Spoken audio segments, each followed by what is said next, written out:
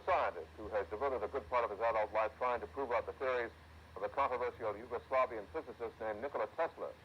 His lab is located in the basement of a nondescript store in Vancouver. Hutchison doesn't want to tell us, or doesn't want us to tell you where it is exactly. Working with huge jolts of electricity of up to 500,000 volts, Hutchison is tinkering with Tesla's central thesis that large amounts of power can be transmitted through the air without wires. One of the side effects of his experiments involves the levitation of inanimate objects. He cannot yet predict with any accuracy which objects will rise, when, or where, but they do rise, as you're about to see. You enter the world of John Hutchison through an old bank vault door, revealing a museum-like atmosphere charged with electric energy.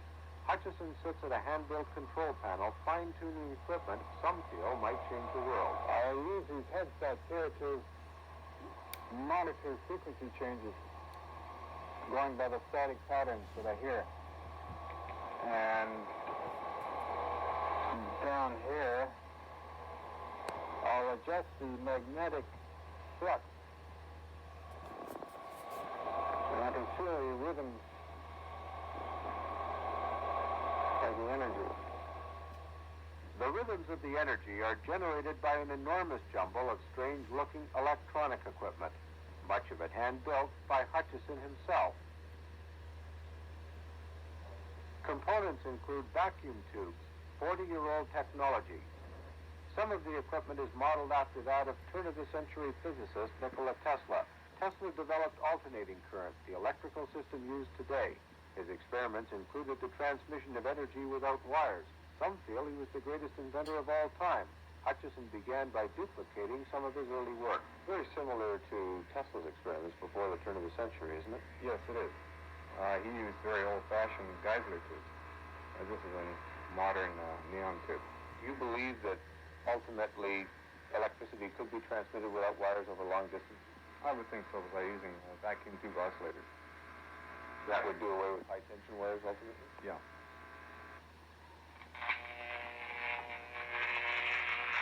The Jacob's ladder effect is demonstrated just for fun. And other effects are duplicated in Hutchison's basement lab.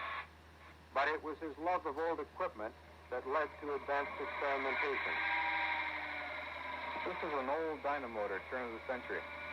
And I got it from a scrap dealer. And it appears to be the same kind of motor that Tesla used in some of the experiments. Hutchison's equipment combines recycled electronics in huge hand-built coils that together defy some established laws of physics. That's a Tesla coil. In regards to Tesla, it would be probably a very small one. It can fill at about 1.5 million volts. Did you build it? Yeah. How long did it take you to wind something like that? It took me about a week to do the whole coil. The winding itself, I guess, about a day and a half. Hutchison cranks up power of up to 500,000 volts, but the source is just one wall outlet. If he has developed a new source of energy, it uses very little power. He sets up metal and plastic objects in the area he feels things will move, but unexpected articles begin to fly. A sponge beyond the set takes off.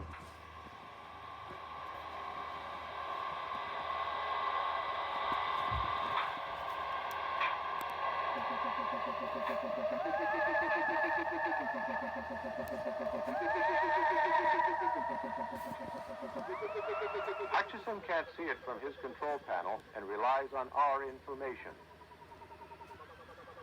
It's very important that can you tell me how long it stayed up on the ceiling? I would say a full second, 1 second, like that. It went up and hit the ceiling 1 second, maybe 2 seconds, and then came down. You're kidding. No. And it slowly and deliberately went up, almost like a levitation. Do you know why this effect is caused? I really don't.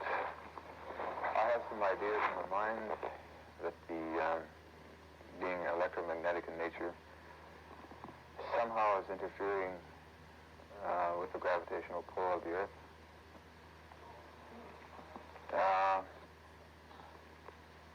Shall we try it again?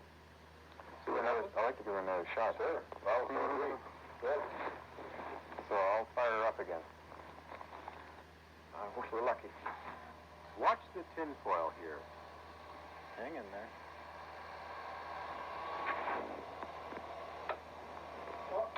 The tinfoil is strong. Just point up and flicker it a bit and then drop down. Flickered. Yeah, I just shook.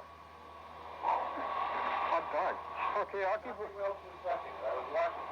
Okay, I'll keep operating, and maybe I'll get some metal breaking up.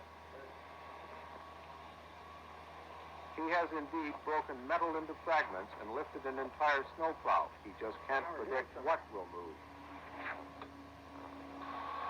Hutchison doesn't know if it's the equipment alone or his effect on the equipment, but Canadian researchers are now discussing the Hutchison effect with physicists around the world, and it may lead to developments not even thought of yet.